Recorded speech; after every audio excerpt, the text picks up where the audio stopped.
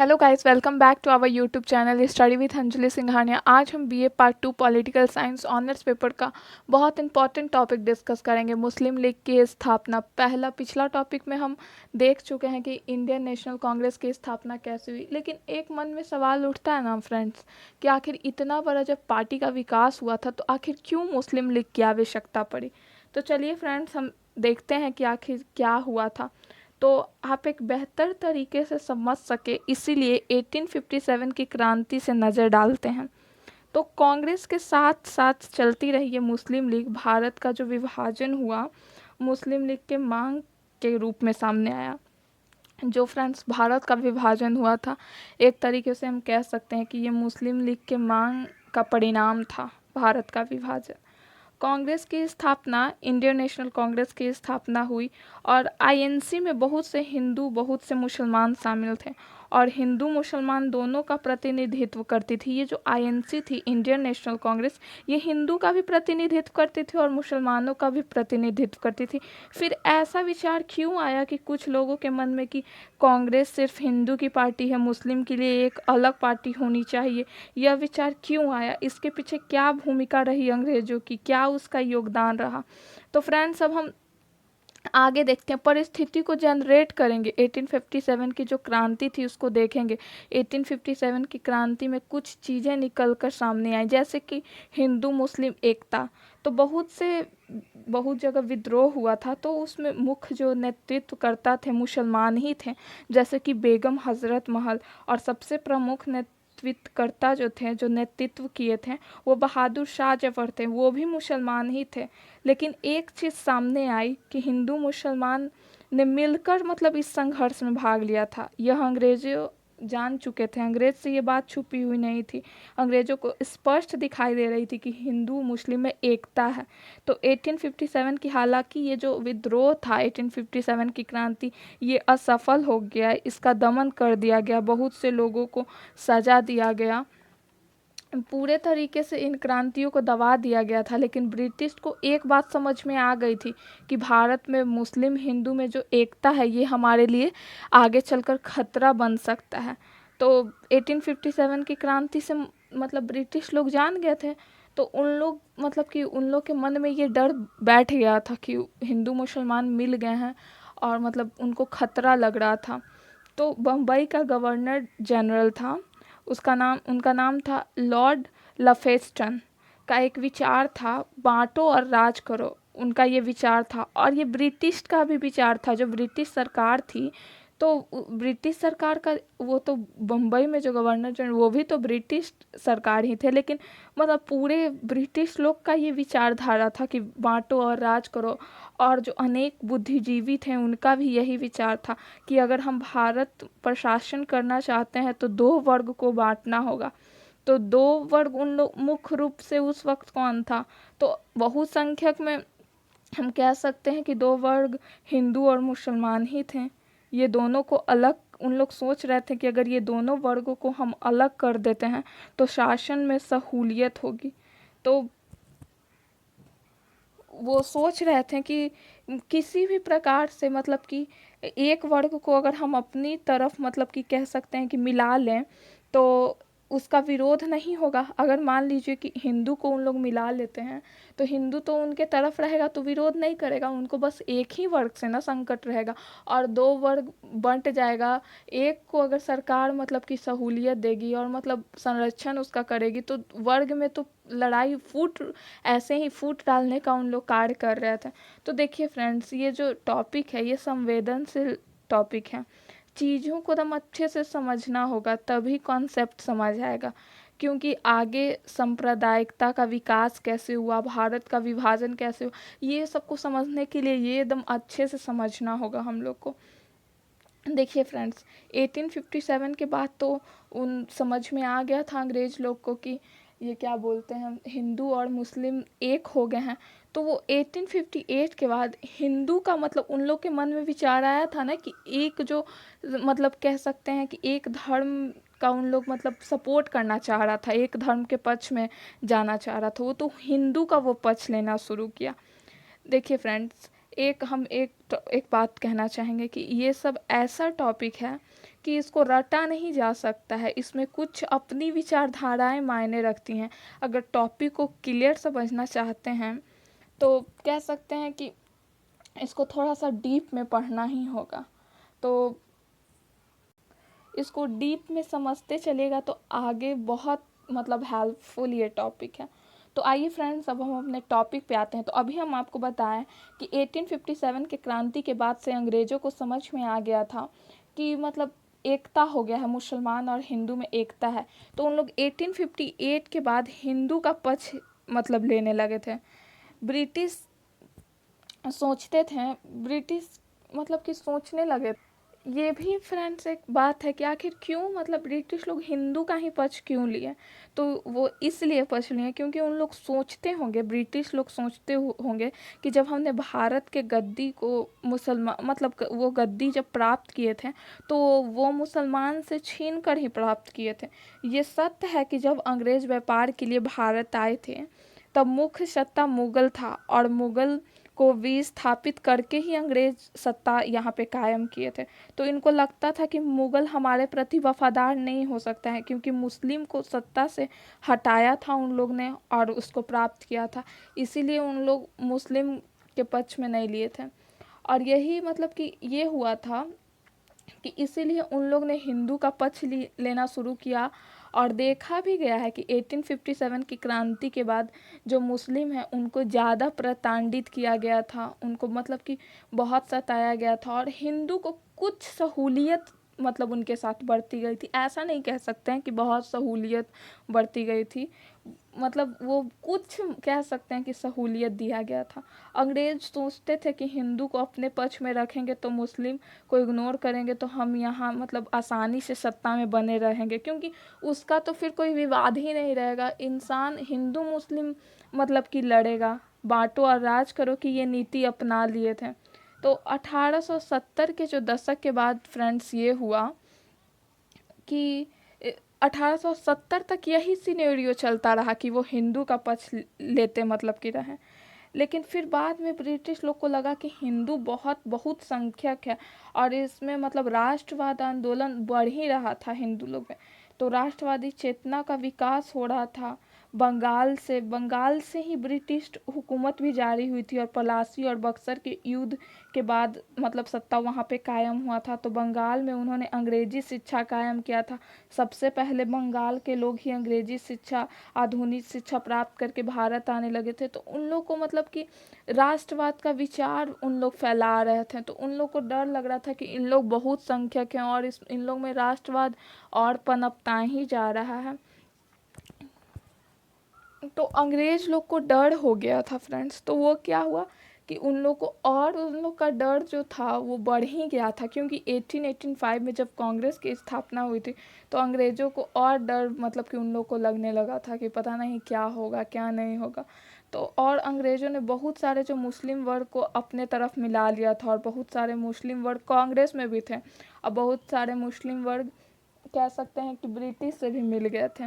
तो जो सर सैयद अहमद खां की हम बात करेंगे तो कांग्रेस में शामिल नहीं थे, उन्होंने अलग पार्टी मुस्लिम के लिए बनाया था, अंग्रेज़ों ने उनको मिला लिया था। सर सैयद अहमद खां थे, उन्होंने मतलब कि कांग्रेस के सपोर्ट में वो खड़े नहीं हुए थे, वो अलग अपना पार्टी बनाए थे, अंग्रेज़ ने उनको मिला लिया था। अंग्रेज़ क्या कहते हैं उनसे कि अगर आप हम लोग से मिलकर चलेंगे तो आपके संप्रदाय के लोग का शासन व्यवस्था में जगह मिल मतलब उन लोग शासन व्यवस्था में जगह देंगे, विकास करेंगे, अधिकार देंगे, ये सब मतलब बोल के उनको मतलब अपनी बातों के जाल में फंसा लिए थे कि आप हम लोग का सपोर्ट कीजिए, अपने संप्रदाय को भी कहिए कि हम लोग उनका विकास करेंगे। तो 1872 में विलियम हंटर एक पुस्तक लिखते हैं, उस पुस्तक का नाम है इंडियन मुस्लिम। तो बांटो और राज करो का सिनेरियो था। तो विचारधारा मतलब कि चल रही थी, इसमें बताया गया था। तो इसमें फ्रेंड्स जो इंडियन मुस्लिम बुक लिखा गया था उसमें यही बताया गया था कि बांटो और राज करो का सिनेरियो था। विचारधारा यह चल रही थी, इस बुक के माध्यम से ये विचारधारा बताया गया था कि इसमें बताया गया था कि 1857 जैसी क्रांति से अगर अंग्रेज़ों को बचना है तो दो वर्ग हैं, हिंदू और मुस्लिम, इनको अलग करना होगा। तो 1858 में हिंदू का पक्ष लेने लगे थे ये अंग्रेज लोग, लेकिन 1872 में सरकार का झुकाव मुसलमानों की तरफ हो गया, क्योंकि वो समझ चुके थे, वो धीरे धीरे फूट डालना स्टार्ट कर चुके थे। तो वो समझ चुके थे कि हिंदू तो एकदम बहुसंख्यक है, इसको अपने पक्ष में रखना पॉसिबल नहीं हो रहा था। देखिए फ्रेंड्स, 1872 में सरकार का झुकाव मुसलमानों की तरफ हो गया था। देखिए जो ब्रिटिश थे वो किसी के हित नहीं चाहते थे, ना मुसलमान का ना हिंदू का, बस वो वही रास्ता अपनाते थे जिस रास्ते से उनको मतलब कि फ़ायदा होता था। तो जो मुसलमान के नेता थे सर सैयद अहमद खां, उनको जो ब्रिटिश सरकार थी उनको मिला ली थी, और उस वक्त कह सकते हैं कि उनको मिला लिया था ब्रिटिश सरकार। लेकिन पहले वो ऐसे नहीं थे। पहले उससे जब मतलब कि कह सकते हैं कि जो सर सैयद खां थे उस वक्त समाज सुधारक थे, मुस्लिम के विकास के लिए बहुत कार्य कर रहे थे। इन्हीं को ब्रिटिश मतलब कि सपोर्ट करना शुरू कर दिया था। यदि आप अपने समाज में इस प्रकार की प्रचार करेंगे, मतलब ब्रिटिश उनको बोले थे कि यदि आप अपने समाज में इस प्रकार की प्रचार करेंगे कि वो लोग सरकार का विद्रोह ना करें, तो हम आपके समाज के लोगों को सहूलियत देंगे। अहमद खां को भी लगा कि आगे बढ़ना है तो सरकार से कंधे मिलाकर चलना होगा, उनको भी यही लगा। वो मतलब कि पहले ऐसे नहीं थे, इनका विचार पहले ये भी राष्ट्रवादी नेता थे, समाज सुधारक थे। अलीगढ़ जो कॉलेज है उनके ये संस्थापक थे। अलीगढ़ कॉलेज में हिंदू मुस्लिम सब मतलब स्टडी करते थे। वो हिंदू मुस्लिम सबके लिए कार्य करते थे, और ये विचारधारा बाद में आई अपने वर्ग के लिए। उनका जो ये विचारधारा है कि हम अपने वर्ग को आगे बढ़ाएंगे, ये विचारधारा बाद में आई। मतलब कि वो उनको लग रहा था कि सरकार के साथ मिलकर रहेंगे तो सरकार हमारे संप्रदाय को मतलब हमारे धर्म को आगे ले जाएगी, इसीलिए वो सरकार का साथ देने लगे थे। पहले कह सकते हैं कि सर सैयद मतलब कि अहमद खां ऐसे नहीं थे, पहले वो मतलब राष्ट्रवादी नेता ही थे। और कह सकते हैं कि सैयद अहमद खान ने, एक second friends, sir Syed Khan ने 1886 में मुहम्मदन एजुकेशनल कॉन्फ्रेंस की स्थापना की, जो आगे चलकर ये बहुत हेल्प की मुस्लिम लीग की स्थापना में। हम आपको आगे बताएंगे कि ये जो मुहम्मदन मतलब एजुकेशनल कॉन्फ्रेंस था, ये कैसे हेल्प किया था मुस्लिम लीग की स्थापना में। और एक और पार्टी का उन्होंने निर्माण किया था 1888 में, यूनाइटेड इंडियन पैट्रियाटिक एसोसिएशन। ये उतना सक्सेस नहीं किया था फ्रेंड्स। देखिए फ्रेंड्स, बहुत से जो मुसलमान थे वो कांग्रेस में भी शामिल थे, और बहुत से मुसलमान जो थे वो इनके साथ थे, मतलब ब्रिटिश सरकार के साथ थे। तो देखिए यहाँ पे थोड़ा सा कह सकते हैं कि जो सर सैयद खां थे उनकी मृत्यु हो गई थी 1898 में। तो मृत्यु होने के बाद इनके जो खेमे के मुसलमान थे उनके प्रमुख नेता मोहिसेन उल मुल्क बने, जो अलीगढ़ कॉलेज के सचिव थे। वो कौन थे अलीगढ़ ये कॉलेज के सचिव? तो मोहिसीन उल मुल्क, जो कि अलीगढ़ कॉलेज के सचिव थे। देखिए फ्रेंड्स, पहला तो ये हो रहा था कि यहाँ पे मतलब मुस्लिम लीग अलग पार्टी की स्थापना की बात चल रही थी, और दूसरे तरफ बंगाल का विभाजन हो रहा था। तो बंगाल विभाजन में अंग्रेज खेल रहे थे। एक हवा फैला दी गई थी कि कांग्रेस की जो पार्टी है वो स्वराज ये सब कुछ नहीं चाहती है। वो मान लीजिए कि बस मतलब उनका कहना था कि जो भारत को,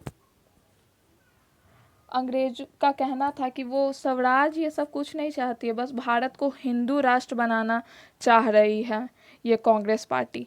और यदि ब्रिटिश, वो कह रहे थे कि अगर हम भारत छोड़ भी देते हैं तब भी क्या होगा, कुछ नहीं होगा, सत्ता जो है कांग्रेस के अंदर में चला जाएगा, और कांग्रेस में बहुत संख्यक हिंदू हैं, तो मुसलमान के हित की सुरक्षा नहीं होगी। अगर हम मतलब यहाँ से भारत छोड़ भी देते हैं फिर भी सत्ता चला जाएगा कांग्रेस के पास, और कांग्रेस क्या करेगा, उसमें तो बस हिंदू ही हिंदू, ज़्यादा हिंदू का संख्या है, तो वो मुसलमान के लिए कुछ नहीं करेगा, वो बस अपने संप्रदाय के लिए करेगा। तो बंगाल को हिंदू और मुसलमान के आधार पर बांट दिया गया था। और जो कर्जन का बयान था, हम विभाजन करके मुसलमानों के हित के लिए कार्य कर रहे हैं, उनका कहना था, जो कर्जन थे उनका बयान था कि हम विभाजन करके मुसलमानों के हित का कार्य कर रहे हैं, अधिकारों को संरक्षित कर रहे हैं, सुरक्षित कर रहे हैं। जो मुसलमान के मुगल सत्ता में भी उन लोग को अधिकार नहीं मिला था, वो सब हम मुसलमान के लिए कर रहे हैं, उनका ये कहना था। तो देखिए फ्रेंड्स, उनका ये भी कहना था कि जो उन लोग तो मन में, मुसलमान लोग के मन में भर दिए थे पहले ही कि अगर मान लीजिए कि हम छोड़ भी देते हैं भारत, तब भी ये क्या हो जाएगा, भारत बस, ये जो कांग्रेस है वो हिंदूवादी बन जाएगा, वो मुस्लिम का संरक्षण नहीं करेगा। तो जितना भी स्वदेशी आंदोलन मतलब स्टार्ट होने से पहले क्या हुआ, देखिए फ्रेंड, जैसा इंसान सोचता है वैसा ही उसको दिखता है। तो स्वदेशी आंदोलन स्टार्ट होने से पहले भवानी माता का पूजा हुआ, गंगा में डुबकी हुआ, गणेश उत्सव मनाया गया, वंदे मातरम गाया गया। इससे ये निकल कर आने लगा कि ये सच में हिंदू की पार्टी है। तो मुस्लिम को लगने लगा कि उन लोग मतलब ब्रिटिश लोग सच ही बोल रहे थे कि ये हिंदूवाद है, ज़्यादा मतलब हिंदूवाद का इसमें बढ़ावा दिया गया। और कुछ परिस्थितियां भी बनी और कुछ सरकार का भी चाल था, तो आवश्यकता होने लगी कि मुसलमानों की अलग पार्टी बने। तो जो लॉर्ड मिंटन के काल में, लॉर्ड मिंटो के काल में ही मुस्लिम लीग की स्थापना हुआ। और एक तरीके से हम कह सकते हैं कि सांप्रदायिक अलगाव में सबसे बड़ा जो योगदान था वो लॉर्ड मिंटो का था। वो मतलब कि आग में घी डालने वाला काम किए थे। मोहिशीन उल मुल्क ने अपने कॉलेज के प्रिंसिपल, एक हम आपको फ्रेंड्स बताते हैं कहानी है कि कैसे मुस्लिम लीग के, अब हम लोग वो सब तो देख लिए कि मुस्लिम लीग की स्थापना कैसे हुई, भड़काव हुआ, मुस्लिम लोग को भड़काया गया, उन लोग को अपनी ओर मिलाया गया, कैसे सर सैयद अहमद खां को अपनी ओर मिलाया गया, वो भी एक राष्ट्रवाद नेता थे, फिर भी उनके मन में थोड़ा सा लालच दिया गया, वो भी सोचे कि सही बात है, फिर बहुत हिंदू के खिलाफ उनको गलत गलत बातें मतलब कि दिमाग में भरा गया, उनको भी वो सब सच लगने लगा था। तो कैसे अब ये हुआ कि अब उन लोग को लगने लगा कि नहीं, सच में मतलब कि मुस्लिम लीग, मुस्लिम की अलग पार्टी की आवश्यकता है। तो देखिए, मोहिशीन उल मुल्क ने अपने, जैसे कि मोहिशीन उल मुल्क कौन थे, तो वो जो सर सैयद अहमद खां जो स्थापना किए थे अलीगढ़ मुस्लिम कॉलेज का, उनके मतलब कि ये थे, सचिव थे ये। तो वो उस कॉलेज के प्रिंसिपल का नाम क्या था, तो उस कॉलेज के प्रिंसिपल का नाम था फ्रेंड्स WJ आर्कवोल्ड। तो WJ आर्कवोल्ड उनका नाम था। उनके पास जो सचिव थे मोहिशीन उल मुल्क ने पत्र लिखा, और उस समय जो प्रिंसिपल थे आर्कवोल्ड, वो छुट्टी पे शिमला गए हुए थे। तो उस पत्र में ये लिखा गया, मतलब उसमें वो लिखे थे जो मोहिशीन, जिनका नाम था मोहिशीन, जो सचिव थे ये अलीगढ़ मुस्लिम कॉलेज के, तो वो पत्र में लिखे थे कि जो लॉर्ड मिंटो हैं वो आपके बहुत अच्छे मतलब फ्रेंड्स हैं आर्कवोल्ड के। तो लॉर्ड मिंटो पर दबाव बनाएं कि वो हमारे शिष्टमंडल मतलब प्रतिनिधि मंडल से मुलाकात कर, हम कुछ मांग रखना चाहते हैं उनके सामने। तो वो बोले कि ठीक है, हम बात करते हैं। तो वो मतलब बात किए हैं। आर्कवोल्ड ने मिंटो के सचिव से बात किया जिनका नाम था डनलव स्मिथ। तो वो दबाव बनाए कि शिष्टमंडल से बात करें, तो मिंटो राजी हो गए। वो बनाए कि वो शिष्टमंडल से मतलब बात करना, मतलब मुसलमान लोग का शिष्टमंडल उन लोग से मतलब मिंटो से बात करना चाहता है। तो मिंटो तुरंत से राजी हो गए। तो देखिए फ्रेंड्स, यही तो है फूट डालो और राज करो। इनके पास कोई जन आधार नहीं था, तब भी इनसे मिलने के लिए वो राजी हो गए। मतलब मुस्लिम को कुछ, वो यही तो चाहते थे कि मुस्लिम को कुछ रियायत प्रदान करे ताकि वो कांग्रेस के विपक्ष में खड़े हो जाएं। तो 35 लोगों का शिष्टमंडल जाता है मिंटो से मिलने के लिए, और 35 सदस्य शिष्टमंडल मतलब कि 35 सदस्य के शिष्टमंडल मिंटो से मिलने आए, जिसमें आगा खां तृतीय के नेतृत्व में 1 अक्टूबर 1906 को ये मतलब सम्मेलन हुआ। और इसमें बहुत से लोग थे, दिल्ली से हाकिम अजमल खां थे, मोहिशीन उल मुल्क थे जो सचिव थे ये अलीगढ़ मुस्लिम कॉलेज के। तो शिष्टमंडल की मांग क्या थी फ्रेंड्स, 1 मिनट रुकिए। देखिए फ्रेंड्स, इसमें आर्क बोल्ड से मतलब कि आर्क बोल्ड से कैसे वो निवेदन करते हैं ये सचिव, तो फिर वो कह सकते हैं कि प्रिंसिपल मान जाते हैं, तो वो बात करते हैं मिंटो के, तो वो मिंटो के सचिव से बात करते हैं, तो फिर वो भी मान जाते हैं। तो कैसे फिर 35 सदस्य का शिष्टमंडल मतलब कि मिलने आया 1 अक्टूबर 1906 में ये मिंटो से। फिर क्या क्या मांग किया उन लोग ने, ये देखते हैं। तो फ्रेंड्स, क्या मांग किया आइए देखते हैं। पहले तो सरकार की प्रशंसा की, जैसे कि कांग्रेस भी करते थे। अगर कोई भी मांग ब्रिटिश के सामने मांगने जाता था, कांग्रेस भी तो प्रशंसा करता था कि आप मतलब कि बहुत अच्छा है, आप लोग हम लोग के लिए इतना कुछ कर रहे हैं, हम लोग को स्वतंत्रता दिए हुए हैं, ये वो मतलब तारीफ करते थे सबसे पहले। उसके बाद कुछ अपनी मांगों को रखते थे। तो मुसलमानों का जो प्रतिनिधि है उन लोग का मांग था, ये फर्स्ट मांग था कि जो मुसलमानों का प्रतिनिधि है शासन व प्रशासन में, उसे हम लोग संतुष्ट नहीं हैं। उनका कहना था, मुसलमानों का कहना था कि जो शासन में जो मुसलमानों का प्रतिनिधि है शासन में, उससे उन लोग संतुष्ट नहीं हैं। जिला बोर्ड, महानगर पालिका, विधान परिषद में मुसलमान के प्रतिनिधि को बढ़ाया जाए। फिर दूसरा मांग था कि पृथक निर्वाचन मंडल बना दिया जाए। तो यही है फ्रेंड्स, यही भारत के विभाजन का कारण बना, पृथक निर्वाचन मंडल। फिर उसके बाद मांगा गया था कि वायसराय की कार्यकारिणी परिषद में मुसलमान सदस्य हों। वायसराय की जो कार्यकारिणी परिषद थी उसमें भी मुसलमानों की सदस्यता चाहते थे। मुसलमान विश्वविद्यालय बनाने की मांग की।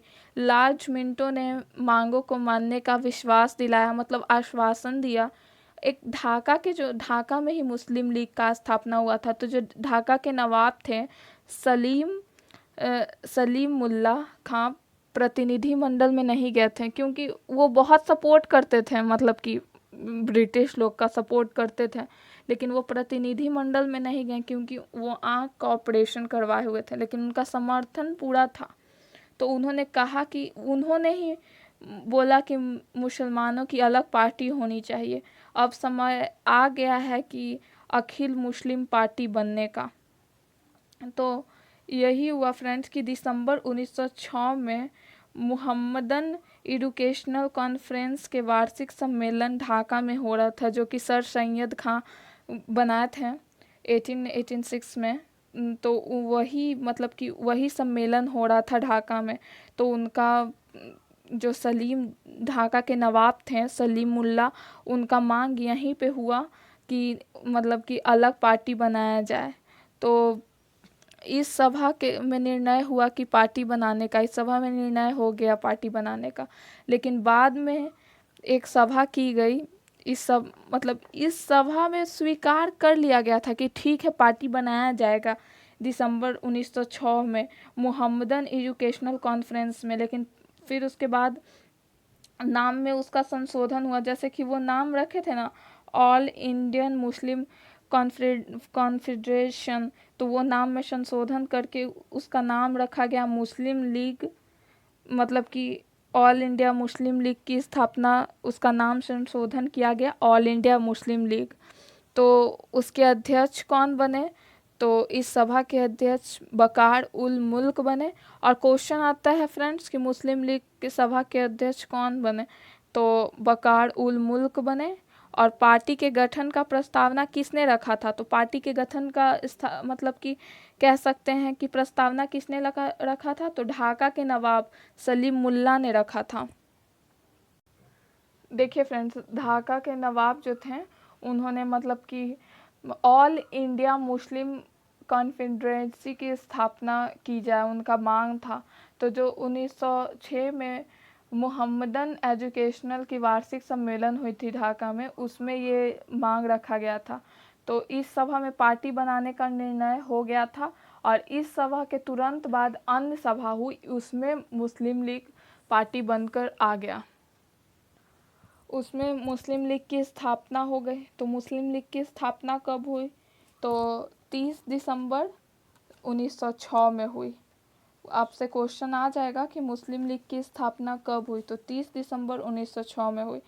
और all India Muslim league party की स्थापना, तो वही उनका नाम जो वो बताए थे कि ऑल इंडिया मुस्लिम कॉन्फेडरेशन नाम रखा जाए, तो वो नाम संशोधन करके क्या नाम रखा गया, तो all India Muslim league party, जिसकी स्थापना 30 दिसंबर 1906 में हुई थी। पार्टी किस नियम यानी संविधान का निर्माण कौन करेगा, तो उसके लिए दो लोगों को चुना गया था, बकार उल मुल्क और मोहिशीन उल मुल्क को चूज़ किया गया था कि पार्टी के संविधान का निर्माण यही दोनों करेंगे, बकार उल मुल्क और मोहिशीन उल मुल्क। अब देखिए फ्रेंड्स, मोहम्मद अली जिन्ना ढाका सम्मेलन का विरोध भी किए थे। जब ये कि मुस्लिम लीग की स्थापना हो रही थी, तो जो मोहम्मद अली जिन्ना थे वो विरोध भी किए थे। जब एक कांग्रेस है, तो वो बोले थे कि जब एक कांग्रेस है तो हमें क्या ज़रूरत है पार्टी बनाने की। हम कि वो कांग्रेस का सपोर्ट कर रहे थे। जब यहाँ पे 1906 में ढाका में बन रहा था मुस्लिम लीग, तब वो 1906 के कांग्रेस के कलकत्ता सम्मेलन में शामिल हुए थे। और 1913 में मोहम्मद अली जिन्ना मुस्लिम लीग में शामिल हुए थे। और 1916 में मुस्लिम लीग और कांग्रेस के बीच समझौता हुआ था लखनऊ में, इसी को हम लोग लखनऊ पैक्ट कहा जाता है। और आगा खां तृतीय को मुस्लिम लीग का स्थायी अध्यक्ष बनाया गया था। मुस्लिम लीग के उद्देश्य क्या क्या थे, तो उद्देश्य थे भारतीय मुसलमानों में सरकार के प्रति वफादारी का विकास करना, सरकार के प्रति वफादार रहना, भारतीय मुसलमानों में इसका कि प्रचार करना था, ताकि भारतीय मुसलमान उनके लिए वफादार रहें ब्रिटिश के प्रति। मुसलमानों के राजनीतिक हितों की रक्षा करना, मांगों को सरकार से मनवाना। मुसलमानों में अन्य संप्रदायों के प्रति घृणा कम करना। मुसलमानों, ऐसा नहीं है कि उन लोग अन्य संप्रदाय से घृणा करना चाहते थे, चाहे कुछ भी, वो कम करना चाहते थे। इनका ये उद्देश्य था मुस्लिम लीग का। तो फ्रेंड्स, कैसा लगा आपको ये वीडियो? अगर वीडियो पसंद आया तो लाइक कीजिएगा, सब्सक्राइब कीजिएगा और कमेंट कीजिएगा। कोई प्रॉब्लम होगा तो बताएंगे। और thanks for watching my video guys, thank you so much.